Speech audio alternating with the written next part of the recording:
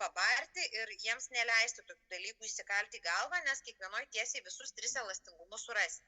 Tuo tarpu, kai mes kalbame apie pasiūlos elastingumo kainai grafikus, tai tiksliau čia yra pasiūlos grafikai, bet elastingumas kainos atžvilgiu čia galima drąsiai. Kada yra vertikali, jo, yra absoliučiai neelastinga, bet kada mes turim pasiūlos tiesę ir jinai kerta,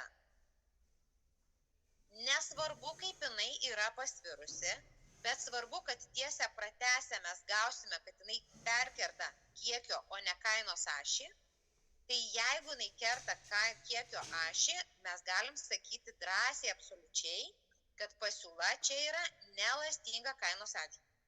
Čia vėl turim tą ribinę, tai absoliučiai elastinga pasiūla ir jeigu pasiūlos tiesė kerta kainos ašį, mes drąsiai galim sakyti, kad pasiūla yra elastinga kainos atžvilgiu. Paskutinis atvejis. Jeigu pasiūlos tiesė eina per koordinačių pradžią, aišku, jinai nenueina į minusą, tai sakykime, išeina iš koordinačių pradžios, čia matematiškai tai nelabai gerai skamba, bet žodžiu, jeigu jinai kerta koordinačių pradžią, taške 0, ne, tai kad ir kaip pasvirus būtų tiesė, čia yra visiškai nesvarbu, tai yra vienetinio elastingumo pasiūlos grafikas. Ar aišku čia? Čia tiesiog nėra sunku įsiminti, šitos stačios visada tokios statesnės bus ir aišku, jos visada kirs Q ir bus neelastinga, šitos gulstesnės jos kirs P ir bus elastinga, o kai jis per koordinačių pradžią, tai belio kokių kampų tiesė, jinai visada reikš vienetinio elastingumo pasiūlos grafiką. Tai va, dabar kokie yra veiksniai, nuo ko priklauso tas pasiūlos elastingumas kainos atžvilgiu, arba kitaip sakant, nuo ko priklauso gamintojo reakcija į kainos pokytį. Nes logiška, kad jeigu kaina, pavyzdžiui, kyla, gamintojai pagal pasiūlos dėsnį, ne, jie jau norėtų parduoti daugiau prekių ir paslaugų, negu tada, kada kaina yra mažesnė, bet yra bet, ne. Ir va čia irgi dar noriu vieną tokį akcentuką uždėti, kur mokiniai, aš labai daug, nežinau, kiek kartų esu gyvenime girdėjus šitą dalyką, tai pavyzdžiui, klausi, kokie yra pasiūlos veiksniai. Ne apie elastingumą, dabar kalbu tiesiog biškį tokį darau atgal tokį žingsnį ir noriu tokį primint dalyką, kad kai paklausi, nuo ko priklauso pasiūla, tai jis sako nuo paklausos. Ar galit jūs man pasakyti, kodėl tai yra grubi klaida?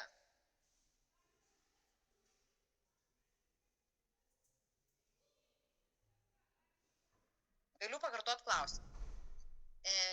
Kai kalbam apie pasiūlos veiksnius, tai ten, pavyzdžiui, gamintojų skaičius, ten technologijos ir taip toliau, tai vaikai mėgsta pasakyti, kad pasiūla priklauso nuo paklausos.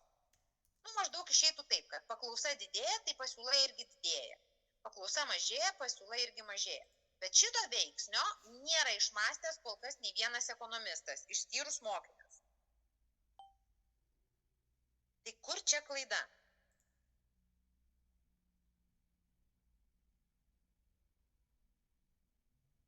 Tai negi nieks negalima pasakyti. Jūs gal manęs negirdit, ar girdit? Tai yra ir daugiau veiksnių, nuo ko priklauso paklausa. Ne, tai faktas, Vaiva, bet kodėl šitas netinka? Kodėl čia reiktų mokinius stabdyti šitoj vietoj ir sakyti, ne, mielasis, čia taip nėra. Ištekliai gamybos apimtys. Prašau? Ištekliai gamybos apimtys, optimali gamybos apimtis, kiek gaminti apsimoka ir visi kiti veiksniai, kurie veikia pasiūlą ir gamintojus. Jau čia artėjam, bet biški tiksliau. Pavyzdžiui, įsivaizduokit. Jo, aš manau, čia plius minus biški patikslinti reikėtų, nes esmė jūs, įsivaizduokite, ne, aš vaikams, kai įsivaizduokit jūs save gamintojo vietoj. Jūs tenai, pavyzdžiui, dabar, nežinau, apie ką čia, apie bandeles galiu, čia toks lengviausias. Galit iškepti per dieną 100 bandelių. Ir staiga eilė ten 500 žmonių už jūsų durų. Tai jūs iškepsit 500 ar ne? Ne, nes pajėgumų tai Taip, Tai faktas, kad ne, bet norėsit iškepti. Tai taip. Tai va. Nedraudžiama. Tai norės labai iškepti, bet negalės trumpu laikotarpiu, ne? Tai, kad yra paklausa, tai nereiškia, kad aš galiu staigiai, va čia, va ir dabar, ne, padidinti gamybos pajėgumus tenai. Gerai, bandelės, tai čia dar lengviau. Galbūt dar vieną patalpą, 3 ten kažkokias keptuves, kur tas bandelės kepa, dar ten ką. Bet, pavyzdžiui, jeigu staiga užsimanys tenai, kad aš, nežinau, dabar išpopuliarės kokios šilauogės ir visi va dabar sausio mėnesį staiga užsimanys, kad aš priauginčiau šilauogių. Ir man pasiūlys, nežinau, po 30 eurų už kilogramą, bet aš neturiu. Aš suprantu, kad mes galim kalbėti apie importą, apie paiešką, iš kur čia atvežti, užvežti, bet jeigu jie nori lietuviškų, nu jokių šansų nėra. Bet aš žiauriai norėčiau parduoti po 30 eurų kilogramą, kai ten vasarą už kokius 6-8 parduoda, ne? Tai va, tai čia reikėtų vaikam nepainioti. Ir va čia va yra irgi tas toksai panašus dalykas, ačiū, kad pasidalinot, panašus dalykas su elastingumu. Ta reakcija į kainos pokytį, tai visi nori reaguoti, nori, jeigu kaina auga, nori daugiau gaminti ir parduoti, nori, bet nebūtinai gali, nes tai priklauso nuo daugybės dalykų. Tai pirmas dalykas, kaštų pokytis augant gamybos apimčiai. Tai jeigu įmonė, pavyzdžiui, turi nepanaudotų gamybos pajėgumų, mes čia galim nagrinėti tą atvejį, kai, tarkime, kainos rinkoje auga ir aišku, gamintojai nori parduoti daugiau. Bet tai jeigu jie turi nepanaudotų gamybos pajėgumų, tai faktas, jie juos gali įdarbinti 2 pamainą, 3 pamainą, dar ten ką nors ir padidinti gamybą, ne?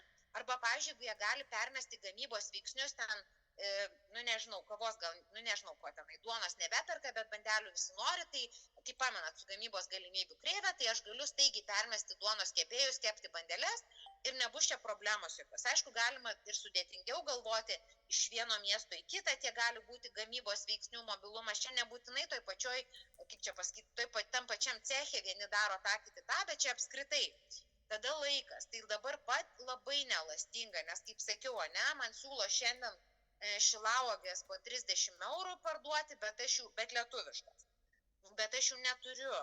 Tai gal kažkada galėčiau pasiorganizuoti, kad ir rudenį turėčiau, kaip man čia juokingai nutiko, o mano Anyta labai stebisi, aš sakau, pas mane dabar pagaliau sunoko viena paprika.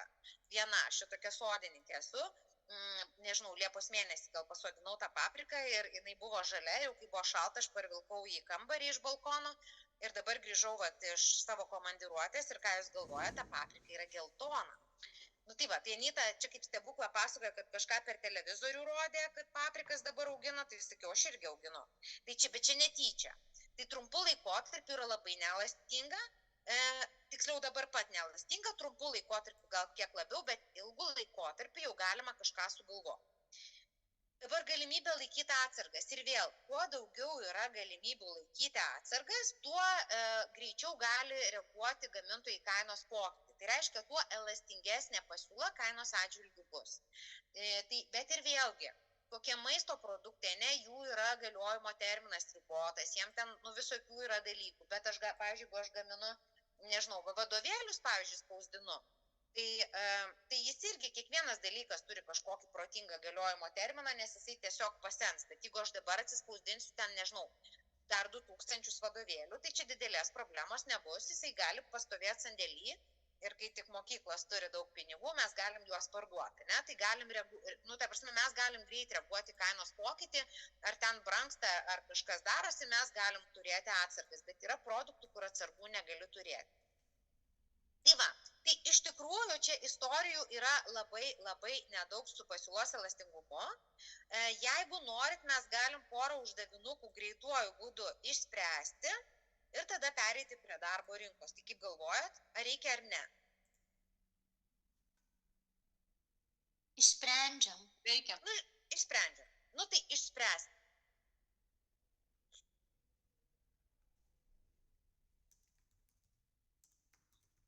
O čia Q kvadratu? Jo, Q kvadratu.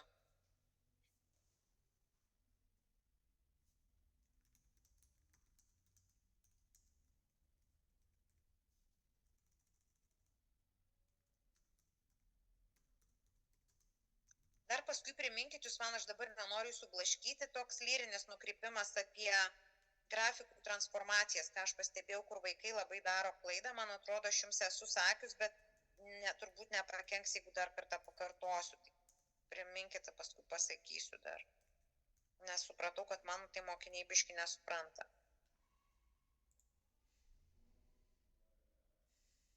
Tai dabar čia reikia greituoju būdu. Kainą turim 9, ane 9 minus 5 bus 4, 4 dalinu iš 0,01.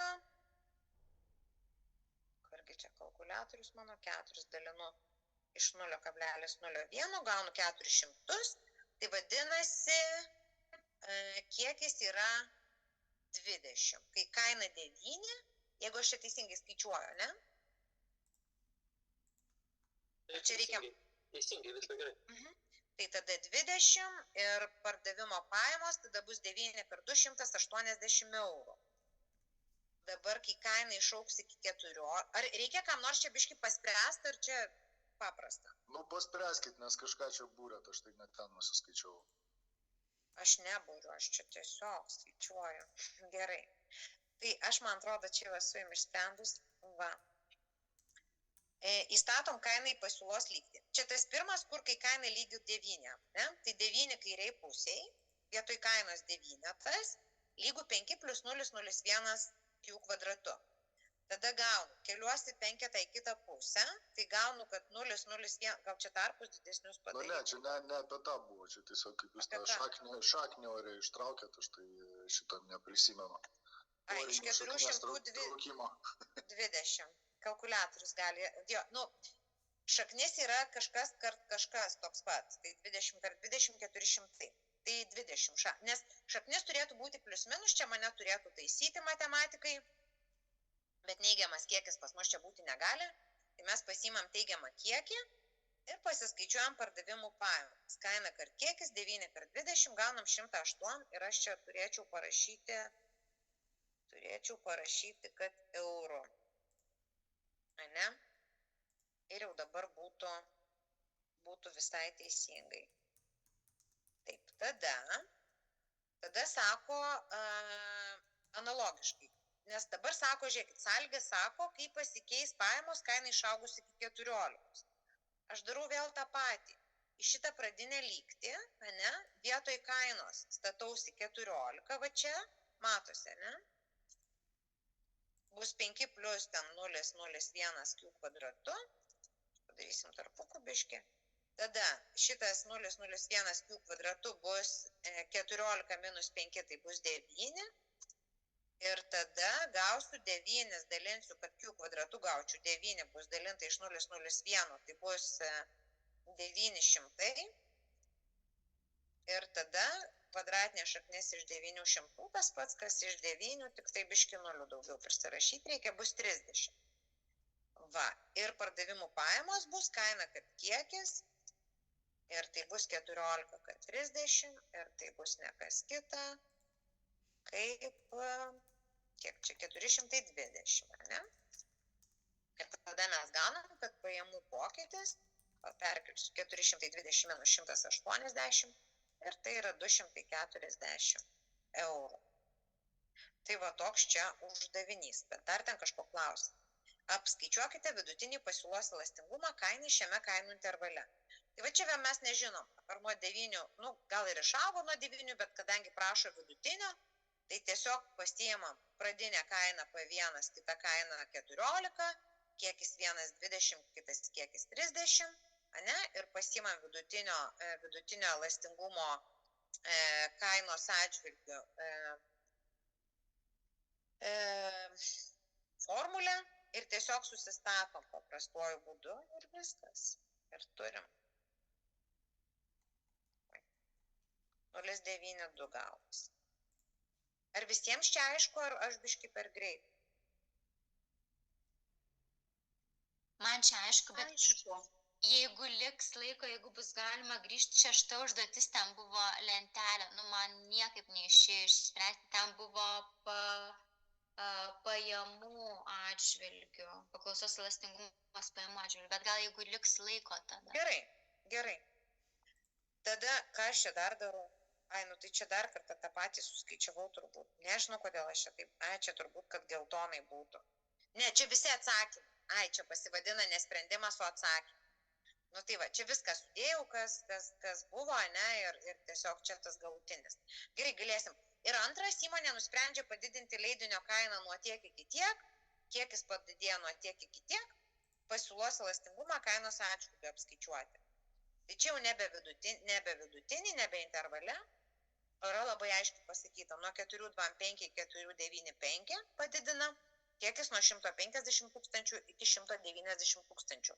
Tai formulė yra va šita, palaukit, nukopinsiu, kad nereiktų čia niekam galvoti ir vargti. Formulė yra šita paprastoji.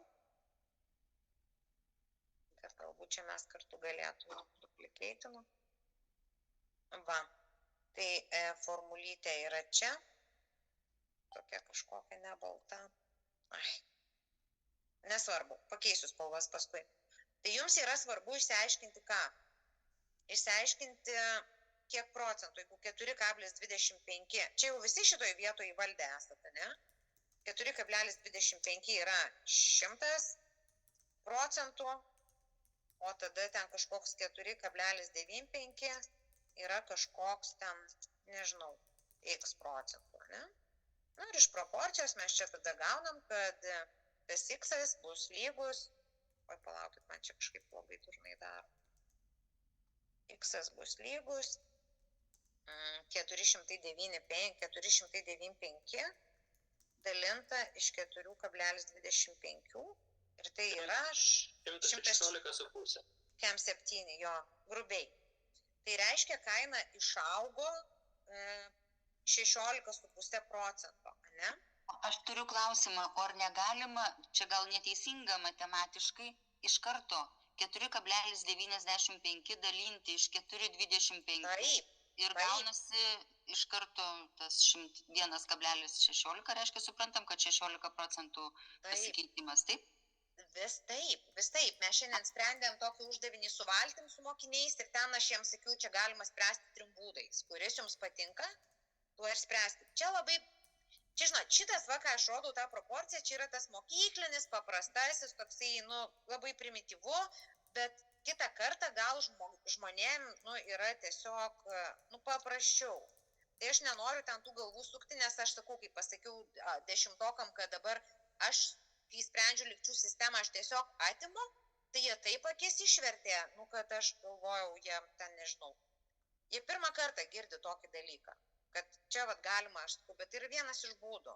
Ir jie tokio, nežinau, už kurie ten, bet jiem buvo labai baisu, kad aš taip čia padariau. Jie nesumoko patimties būdo, jie moko sudėties, dėl to jiems tai baisiai atrodo. Nu ir aš atrodau kažkokia ufonautė nenormali, kuris sako, kad čia yra 100 būdų, kaip išspręsti sistemą. Norit susilyginkit, norit atimkit, norit sudėkit. Tai jūs norit tą darykit, svarbu, kad tik tai greitai ir gerai. Nu tai gerai, tai aš kalta tada. Tai žodžiu, aš dėl to rodau paprasčiausia. Tas pats su 100 PM. 150 tūkstančių yra 100, ne, procentų. Čia jau patys gal. Ir tada, kiek čia 190 tūkstančių yra, gal kas nors galit pasakyti, kiek čia gausis? 27%. 27 padidėja, ne? Arba 26,7. Padidėja 20. Tai gerai, 2,6 išaugo 26,7, ne, procentų. Nu ir viskas, ir statomės į lygtį, va čia va pasirašom lygų, nu kas yra? Lygų ir tada delta Q, reiškia delta Q yra tas apatinis, bus 26,7 padalinta iš 16,5, nu ir apytiksliai, čia mes kažką turbūt gaunam, aš parašysiu lygų, bet čia apytiksliai lygų 26,7 dalinami 16,5, gaunam 1,62 turėtume apvalinti, ne? Nu tai reiškia, kad pasiūla... Santykinai elastinga gaunasi. Jo, elastinga, jo. Santykinai elastinga arba elastinga kainos atžvilgiu, čia jau galim drąsiai sakyti, nes daugiau už vienetą. Tai va. Nu, paprastas uždavinukas. O dar galima trumpą klausimą? Jo, ilgą galima. Gerai, tada ilgą. Dabar jūs sakėt, kad negalima sakyti, kad tokia pasiūla yra elastinga, nes tiesiai yra bet kokie elastingumai. Taip? Sakiau apie paklausą. Apie paklausą. Čia ne Apie pasiūlą. Ne, nes žiūrėkit, dar kartą grįžkim prie dalykų. Čia kažkur pradžioj, senoviai, jūs tas skaidrės turit. Turiu jo. Jo, tai čia aš esu parašius santykinai elastinga, bet iš tikro teikti, kad čia yra elastinga kainos atžvilgių paklausa, jokių būdų negalima. Todėl ir čia negalima sakyti, kad neelastinga kainos atžvilgių. Kodėl? Todėl, kad kiekviena tiesė turi visus 3 elastingumus. Visus 3. Dėl to su PD šitaip kalbėti šiukštu, draudžiama. Nusibraižai maždaug gulščiai ir sakai, kad elastinga. Taip, kai jūs vaikam norit paaiškinti, visi nežiopliai ir supranta, kad jeigu noriu parodyti kažkokius pajamų pokyčius ir kalbu apie santykinai elastingą paklausą, tai reikia brėžti gulstesnę, o kai noriu papasakoti, pavyzdžiui, apie būtinuosius produktus ir kažkokius ten kainų pokyčius ir gamintojo pajamas, reiktų tokią biškį statesnę braižyti. Bet ir toj statesniai, ir toj gulščioj pakankamai jūs rasite visus 3 elastingumus. Dėl to su paklausos elastingumu kainos atžvilgiu taip drąsiai sakyti jokių būdų negalim. Bet kai mes kalbam apie pasiūlos elastingumą kainos atžvilgiu, mes grįžtam į šitą skaidrę ir mes galim drąsiai sakyti, nes kiekviena tiesė pasiūlos, kuri eina, arba kerta pratęsta kiekio ašį, jinai yra neelastinga. Kuri kerta kainos ašį, jinai yra elastinga, kuri eina per koordinačių pradžią, yra vienetinio elastingumo. Tai tiek žinių. Tai va, tai dėl to, o pats tas skaičius, ar elastinga ar neelastinga kainos atžvilgiu, tai čia drąsiai galima sakyti, jeigu aš gaunu, pavyzdžiui, PES daugiau už vienetą, tai taip ir yra, bet aš jeigu gaunu PD, paklausos elastingumą kainos atžvilgiu daugiau už vienetą, aš irgi sakau, kad paklausa yra elastinga kainos atžvilgiu, nes tą sako nuostabioji ekonomikos teorija. Čia paklausa neelastinga, kai tarp 0 ir 1. Trumpai tariant, jūs konstatuojat, kad šitoje atkarpoje jinai yra. Taip. Nes šitoj tiesiai jūs, kai paskaičiuosite skirtingose atkarpose elastingumą, jeigu netikit, galite atsisėsti ir paskaičiuoti, belė kokią tiesę nusibrėžę tik tai su skaičiais. Ir pamatysit, kad jūs gausit visus 3 elastingumus. Ir jeigu netikit, nusibrėžkite dar pasiūlos kokią nors, kuri viena eina iš koordinačių pradžios, kita per kainos ašį, kita per kiekio ašį. Ir jūs irgi pamatysit, kad čia jau nebebus 3 variantų. Tai va. Gerai. Daiva, galima klausimą? Jo. O tai jeigu ta pasiūla, standartinė, nekerta, tai galima sakyti, kad joje irgi yra visi 3 elastingumai? Nėra, Viktorija, tiesės, kuri nekerta. Žiūrėkit. Nupiešiu naują skaidrę. Va, tuoj. Kur čia tie mano pieštukai? Koks smagumas kažką papiešti. Va, čia yra, kažkas ateina į svečius, Pareikienė kaina. Ir čia va yra kiekis, Ir pasiūlos kreivė neišvengiamai atrodo kažkaip taip. Nes taip jinai atrodo, Tai ir galiu dar vieną nupiešti. Pavyzdžiui, kokia nors va tokia, o trečia dar va tokia. Tai dabar, kad ir ką aš daryčiau, kiekviena šita ties, čia norėjau, kad va taip nueitų. Kiekvieną ją pratęsus, aš gausiu, kad jinai kerta kažką. Nes čia yra tiesė yra begalinis dalykas. Kai pavyzdžiui, šiandien mačiau savo vieną mokinį, manęs praeitą savaitę, kai nebuvo, aš jam buvau davus uždavinių. Tai jo namų darbai, ne namų darbai, klasės darbai, jis atsideda 3 taškiukus ir va tai va nupiešia. Ir kita va tiesė buvo va taip va nupiešta. Grubiai. Ir aš jo klausiu, tai ką čia, ir viskas, daugiau nieko. Nei ant tašių, nei ant šitų kreivių. Ką čia nupiešiai? Tai sako, buvo lygtis duotos ir nupiešiu. Čia yra atkarpos. Paklausa ir pasiūla yra tiesė, kuri, čia yra būtinai turi būti P, čia būtinai turi būti Q, čia turi būti D ir čia turi būti S. Ir kad ir kaip norėtųsi ar nesinorėtų, kiekviena tiesė jinai yra tiesiai, jinai negali šitų taškų kažkokiu baigtis. Ir ta prasme, suprantate, ne? Kai aš pratęsiu, bus, pavyzdžiui, šitą va tiesią kerta PH, ne? Kita kažkokia statesnė, galbūt kerta kiekio ašį. Kažkokia dar bus, kuri eis per koordinačių pradžią. Išsiaiškinom? Jo, tai bet koks čia esminis skirtumas tarp paklausos tada ir pasiūlos, kad pasiūlos, kaip aš suprantu, tiesė neturi visų tų trijų. Koks čia tas esminis skirtumas? Dėl to, kad kainos ir kiekio ta priklausomybė yra tiesioginė.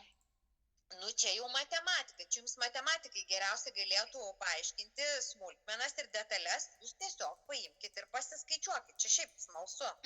Supratau. Tai va. Bet čia tokia paprasta paslaptis, kad jeigu iš čia tai neelastinga, jeigu iš čia tai elastinga, o jeigu iš čia belia kaip, kad ir kaip vienetinis elastingumas. Nes čia nebus, čia, pavyzdžiui, šičia bus jų lygų, pavyzdžiui, kokie 5P. Ne? Čia nebus to laisvo nario, kur per koordinačių pradžią eina. Nu, žodžiu, čia matematika, jūs galite čia per daug savo galvos nesukti. Tai va, tada gal greitai prie tos kažkokios 6 užduoties, kur jinai ten buvo? Buvo prie, toj pasakysiu, paklausos elastingumas pajamų atžvilgių. Tokia lentelė. Va šita? Va šita, jo. Aha. Nu, tai aš net neįsivaizduoju, ta prasme, bandžiau spręsti ir pastrigau. Tai aš taip suprantu, kad paklausos elastingumas kainos atžvilgių, čia kur duotas, tai čia yra PED, ar ne šitie skaičiai? Taip. Tada tas antra eilutė čia yra IED. Taip. O čia apatinis yra išlaidos procentais. 23 procentai. Tai kaip man, ta prasme, aš net nežinau. Gerai, žiūrėkit. Tai aš tik tai vieną kokį nors. Jo, vieną užteks. Oi, ne taip darom šitą. Esmė yra kokia. Kaip jūs viską, Viktorija, teisingai sakot. Dabar taip. Pirmas yra PID, ane? Va, kaip man padaryti? Aš nenoriu čia taip daryti, aš noriu tiesiog rašyti. Tuo aš čia kokį nors nusikopinsiu. Nebenoriu. Ką čia man padaryti? Kodėl man neduoda nieko? O? Gerai. Tai aš belia ką čia biškį nusikopinu, kad galėčiau tekstą rašyti, nes labai nepatogu čia su tais piešinukais visais. Tai dabar žiūrėkit. Pagal formulę PID yra lygu. Nu dabar labai čia man be ryšio rašyti bus delta. Tuoj. Kur čia formulę parauti iš kur nors, va. Bus gerai ir šita. Tuoj. Va. Kurgi aš čia nubėgau, va. Gerai, tai čia įsivaizduokim yra PED, tuo aš padidinsiu biškį šriftą, nes aš tai nieko pati nematau. Tuoj, kokį 22. PID delta Q, tiesiog, ne, delta Q, iš delta P. Čia nesvarbu, tas kas apačioj. Nu, čia to Y neturi būti, aš paskui gal ištrinsiu. Delta Q iš delta P. O Jėzau. Nu, žodžiu. Biškai nesigauna, bet nesmė. Maždaug suprantate, ne? Tai dabar man yra duota kas? PID aš žinau, kad yra, apie ką čia klausia, maistą ir nealkoholius gėrimus. Aš žinau, kad tai yra 0,32. Ane? Taip. Jeigu delta Q man sako kainai padidėjus 10%, tai delta Q aš nežinau. Tiesiog aš galiu va šitą pasirašyti. Čia kaip nežinomasis, padalinta iš 10%, ne? Nu, arba iš 0,1, čia reikėtų dalinti. Ir tada aš gaunu, negaliu tęsti lygybės, čia turėtų barti mane matematikai. Ir šitas delta Q procentiškai yra 0,2 dalinta iš 0,1, tai yra 3,2 procento, ne kas kitas. Va. Dabar, tai čia yra kiekio pokytis, ne? Tai dabar, jeigu mano išlaidos šiaip yra, tas total revenue, nu ar pajamos ar išlaidos čia nėra skirtuma, P kart kiekis, ne? Ir čia būtų tiesiog vienas PQ, ne? Tai dabar TR kažkoks vienas pasidaro 10%. Tai kaina padidėjo, tai reiškia 1,1, nu nes 10% tai jau nebe 1P, o 1,1P dauginu. Ar čia aišku šitoj vietoj? Kad padidėjo 10%, ar ne? Jo, tai dėl to P yra ne vienetas, o 110. O 110 tai yra tiesiog 1,1. Nu, tą 110 dalinu kaip ir 100, tai gaunu 1,1. Nu, ten, pavyzdžiui, jeigu padidėtų 25%, tai būtų 1,25. Jeigu sumažėtų, tarkim, 10%, būtų 0,9. Jaučiu, taip irgi mokykloje nemokina, bet aš taip savo vaikus moku. Nu va, ir čia pokytis... Mokina, viskas gerai. Mokina, ne? Nu tai va, tai reiškia, gerai. Jūs mane pataisykite, kas matematiką dėsto, nes aš biškai esu nutolus, tai aš čia tokiais savo metodais senoviniais varau. Nu va, ir dabar vadinasi, kiekio pokytis yra 3,2%. Aš galvoju, ar tikrai aš čia gerai skaičiuoju. Tai jeigu 3%, tai turėtų, aš dabar galvoju, aš nedarau klaidos, tai 1,032 turėtų būti. Q. Ir tai turėtų būti lygu, kiek čia bus, man tiesiog tą 1,1 reikia padauginti iš 1,032. Tai yra 1,1352 to TR senojo, ne? Tai va čia va jų yra išlaidos maistui. Reiškia, padidėja grubiai kažkur, padidėja maždaug 13,2%. Visos išlaidos tada, kada kaina padidėja 10%, palaukit, kiekis tai čia sumažėja. Čia aš negerai darau, labai atsiprašau. Čia ne viens, kodėl manęs nieks netaiso. Juk kiekis tai nepadidėja, kiekis tai sumažėja. Nes jeigu kaina didėja, tai perkamas kiekis mažėja. Čia kalbam apie paklausos elastingumą kainos atžvilgiu. Tai vadinasi, čia ne vienas, o iš 100 reikia atimti tuos 3,2%, tai gaunasi 96,8. Tai bus 0,968. Ar pagaunat, ką čia darau? Čia negerai sudavau. 1,1 kart 0,968. 1,0648. Tai reiškia padidėja 6,8 kažkur procentų. Ir va čia, žiūrėkit, jums ir visas grožis kokio dalyko. Kad pavyzdžiui, maistas ir nealkoholiniai gėrimai tai yra būtinieji produktai. Manau, kad čia viską gerai dabar gaunam. Tai yra būtinieji produktai. Kaina padidina 10%, perkamas kiekis sumažėja 3,2%, bet išlaidos vartotojų arba gamintojų pajamos vis tiek išauga. Va čia jums yra pavyzdys, kaip sakau, ant akių, ane, kad su būtinaisiais produktais pardavėjam verta žaisti šitą žaidimą. Didini kainą, perka mažiau, bet tavo pajamos auga. Arba vartotojų išlaidos auga, o gamintojų pajamos, kas yra labai jiems džiugu. Ar paaiškinau biškį? Taip, ačiū labai. Tai ten toliau panašiai. Aš galiu pasakyti, jeigu teisingai prisimenu, čia gal Danutė dar prisimena, man to rodo, čia tas pat trečias yra labiausiai užsuktas. Arba ketvirtas, neatsimenu. Čia įdomus uždavinys. Aš siūlau pasispręsti, aš irgi dar pati jį išspręs galiu, ir tada mes galėsim vėlgi pasižiūrėti, aš galbūt įmesiu tuos atsakymus, o gal mes geriau pasitikrinkim, nes čia reikia padaryti pačiam. pašiandien vieną vaiką net prie lentos iškviečiau, sakau, aš nebegaliu žiūrėti, kaip tau jausi aiškina, nes tu vis tiek, aš matau, kad nesupranta absoliučiai nieko. Tai va, tai prie lentos tikrai supratau, kad nieko, bet aš sakau, aš tau noriu padėti, tu pats pabandyk padaryti. Tai va, tai pabandykit padaryti, principas panašus, visada kažkas duota, kažkas nežinoma, tada kažką išskaičiuoji ir tada važiuoji toliau. Tai va. Gerai, tai jeigu čia klausimų nebeturim, tada norėčiau keliauti prie naujos temos, aš tada kvizizą jums pažadu įdėti iš elastingumų, kad jūs galėtumėt Atsiprašau, Daiva, čia jeigu pažiūrėti, čia yra kabliukas šito užduotį, ta prasme, nes jeigu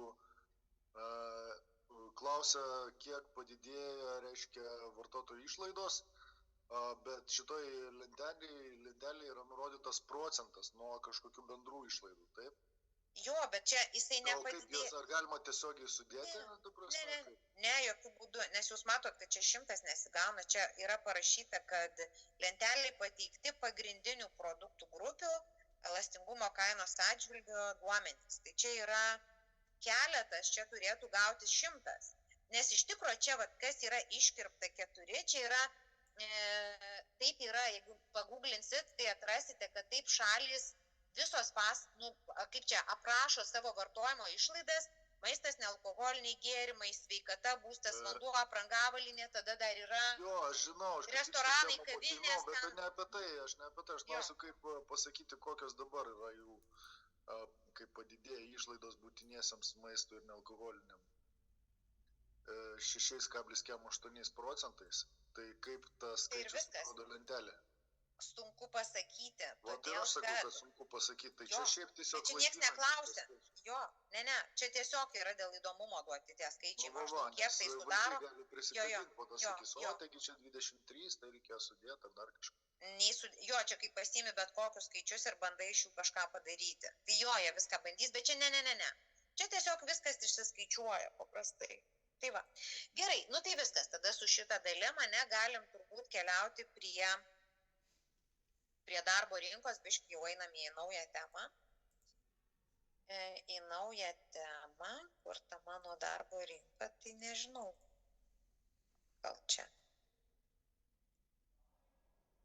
Nepalaukit, aš vėl tą patį šėrinu jums. Ne, gerai. Gerai, sekundėlę. Pabandysiu gal. Va, taip.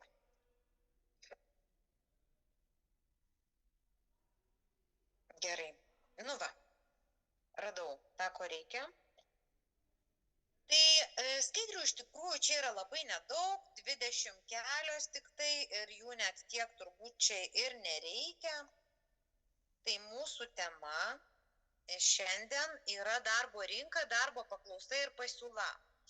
Tai galbūt va čia ir yra ta vieta, kur aš jums galėsiu, kur sakiau tą apie grafikų transformacijas dalyką man priminti, tai aš manau, čia bus irgi proga, nes čia tas pats per tą patį, jeigu, tarkim, vaikai gerai supranta paklausą, pasiūlą ir paklausos ten pokyčius, pasiūlos pokyčius, kai tarkim, paklausa keičiasi, pasiūla nesikeičia arba keičiasi abu dalykai, viens į vieną pusę, kitas į kitą pusę, tai jeigu jie tą supranta, ir algebriškai moka pertvarkyti lygtis, tai tada čia nebus irgi jokių problemų, nes darbo rinka mūsų kaip čia pasakyti, toj orientavimosi rinkoje srityje, tai darbo rinka yra tokia, šiaip kai mes rašėm vadovėlį, tai buvo šiaip tai žiauriai keista, nes paprastai apie darbo rinką kalbam, kada kalbam apie makroekonomiką. Tai čia buvo truputėlį kitam kontekste, dėl to ir uždavinių paieškoti yra labai sunku, todėl kad visi uždaviniai yra apie tai darbo jėgos kiekis, dirbantieji, bedarbiai, ten nedarbo lygis, koks nors užimtumas, tokie yra ekonomikos uždaviniai dažniausiai, nes yra normalu, kada kalbė apie darbo rinką, turėtum kalbėti apie makro tuos dalykus, nes nedarbas yra makroekonomikos dalykas. Tai čia yra, mes negalim šitos dalies vadovėlio vadinti mikroekonomika, nes ten, pavyzdžiui, pinigų kokia pasiūla jau tikrai ne mikroekonomikos dalykas, o makro. Tai čia toksai tas sritis kažkaip įdomiai sugalvoto orientavimasis rinkoje ir dėl to čia pakankamai man biški keistai kai kurie dalykai atrodo, bet taip dabar yra sudėliota dabartinė programa ir kaip jau jinai sudėliota, taip mes turim prisitaikyti. Tai aš biškutį labai mažai čia apie gamybos išteklių rinką užsiminsiu, apie išvestinę paklausą, tada apie darbo paklausą, darbo pasiūlą, apie veiksnius darbo paklausos ir pasiūlos ir apie darbo užmokestį ir gal dar apie 10 pagrindinių arba ateities įgūdžių profesijose, bet aš manau apie viską ten išsameu, tai jūs galėsit vadovėlį pasiskaityti, kai ateis laikas arba kažkada iš anksto, bet čia tokie biški labiau uždavinių man norisi paspręsti. Tai dabar gamybos ištekliai, tai visi atsimena mane, kad tai yra žemė, darbas ir kapitalas ir antreprenerystė arba verslumas, tai bent jau žemę, darbą ir kapitalą galima įsigyti išteklių rinkose. Ir va šitos trys, darbo, žemės ir kapitalo rinkos sudaro gamybos išteklių rinką. Iš tikrųjų, ta atskirtis tarp jų yra pakankamai klampi, sakyčiau, nes ar pavyzdžiui šaldytuvą mes ten kokį perkam kapitalo rinką ir ne kapitalo, tai čia jo priklauso, ką tu ten darai iš tikrųjų. Tai siūlyčiau per daug čia nesigilinti šitus dalykus, nes šie tokie nėra kažkokie super reikšmingi ir daugiausia dėmesio iš tikrųjų yra skiriama darbo rinkai. Dabar kas yra įdomu, kad visų gamybos veiksnių paklausa, darbo, žemės, kapitalo, iš tikrųjų jinai yra priklausoma, kaip ir priklausanti nuo to, kokia yra prekių ir paslaugų paklausa, kurios gaminamos naudojant tuos gamybos veiksnius. Tai kitaip sakant, niekam mokytojo savaime kaip ir nereikia, jeigu, kaip čia paprastai pasakyti, jeigu ko nors, gerai, kirpėjas pats savaime, gal mokytas čia sudėtinga labai, kirpėjas kaip toks jisai niekam nereikalingas būtų, jeigu